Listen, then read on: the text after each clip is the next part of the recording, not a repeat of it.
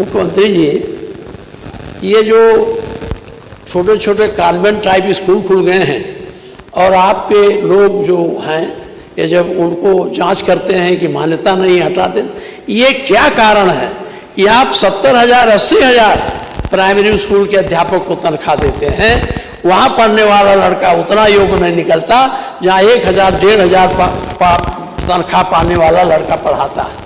ये क्या कारण, इस पर कभी आप सोचे तो? आप कभी खुद समीक्षा करिए। आप किसी कॉलेज में आप जाते हैं, बहुत बच्चे आपसे मिलते हैं, लेकिन आपसे कौन मिलते हैं? वही कॉन्वेंटी लड़के मिलते हैं। वो गरीब घरों के लड़कों से पूछिए जिनके पास पैसा नहीं है, जो स्कूलों में जा नहीं सकते, जो अच्छे स्कूल में पढ़ नहीं सकते, उनको आप क्यों 2 प्रकार की शिक्षा दिला रहे हैं?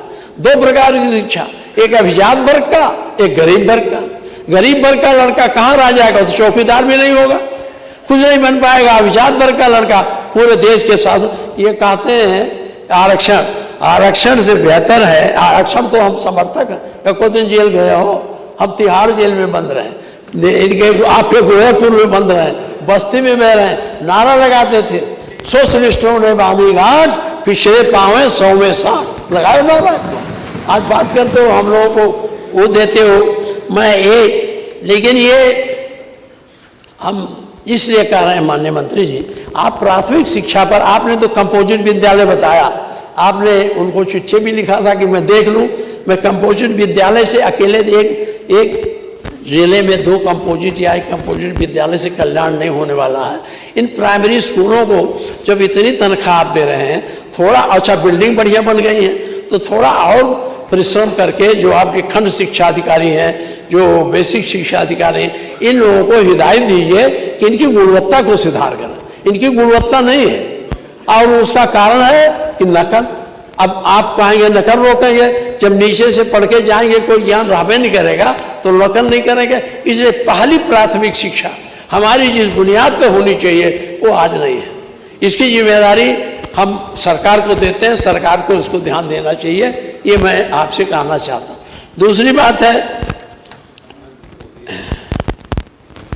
हाँ ये तो ठीक है कह रहे हैं, एक पत्र आ गया है, कह रहे हैं बहुत दिन से मंत्री हैं और आरक्षण के लिए गए थे आपके यहाँ। बाबा मुख्यमंत्री जी को कितना दौड़ाओगे? ये बेचारे दौड़ते दौड़ते वहाँ चले गए, आरक्षण वहाँ भी नहीं मिला। इनके बेटे के लिए मैं 1 महीना गोरखपुर में रहा, गाँव घूमा। अब आरक्षण की लड़ाई सभी, हम नहीं कहते कौन नहीं लड़ता कौन नहीं, सब चाहते हैं, हम भी चाहते हैं आपको आरक्षण मिल जाए।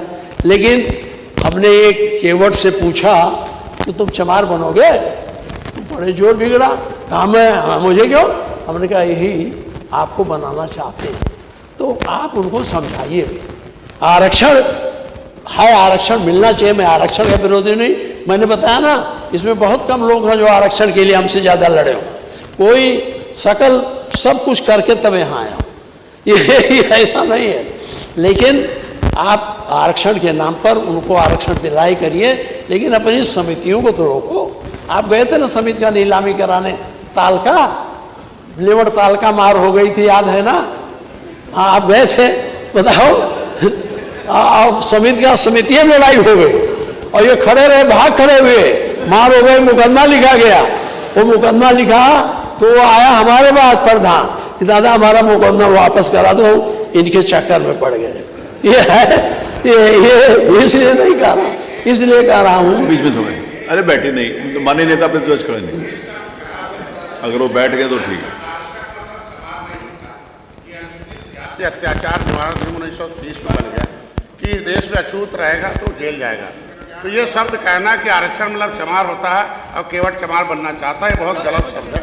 ये अपने वो मैं दिखवा लूंगा, ये ऐसा है, मैं इसलिए नहीं कहा, मैं नहीं कहा, मेरे पास लोग आए गांव वाले तो पूछा तो कहा, आप ही में नहीं है। सुन लो, एक भाट था साहब, पिछड़ा वर्ग में आता है, तो प्रधानी जो है आ गई, मैंने तो कह मेरे दिया ना, पास मैं आए, भाग अडवांस हो गया, कर मैं समझ गया। अरे मैं कह दिया आपके आरक्षण का मैं विरोधी नहीं हूँ, मैं तहे दिल से चाहता हूँ जो आप आरक्षण चाहते हैं माननीय मुख्यमंत्री जी दें, वो उसका विरोधी है, हमारी पार्टी विरोधी है आरक्षण की।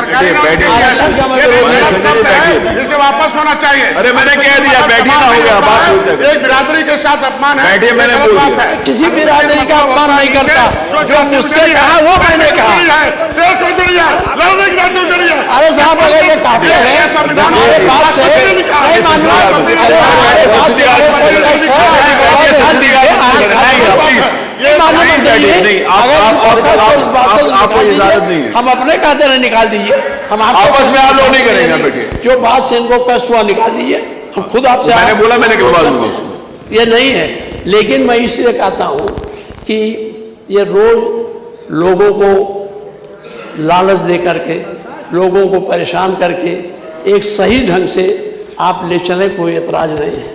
आप सरकार में हैं, सरकार में आप मंत्रिमंडल से प्रस्ताव करा के भारत सरकार को भेज दीजिए, बिना पार्लियामेंट के तो बदलेगा नहीं, तो भारत सरकार को चला जाएगा, भारत सरकार से पार्लियामेंट बदल जाएगा, हम भी आपके साथ दस्तखत कर देंगे। आप प्रस्ताव रखिए, जब हम उसके विरोध में होता ना, हम विरोध में नहीं। माननीय मुख्यमंत्री जी, एक बार आपका एक तरफ आपका ध्यान आकर्षित करूं। माननीय मंत्री जी,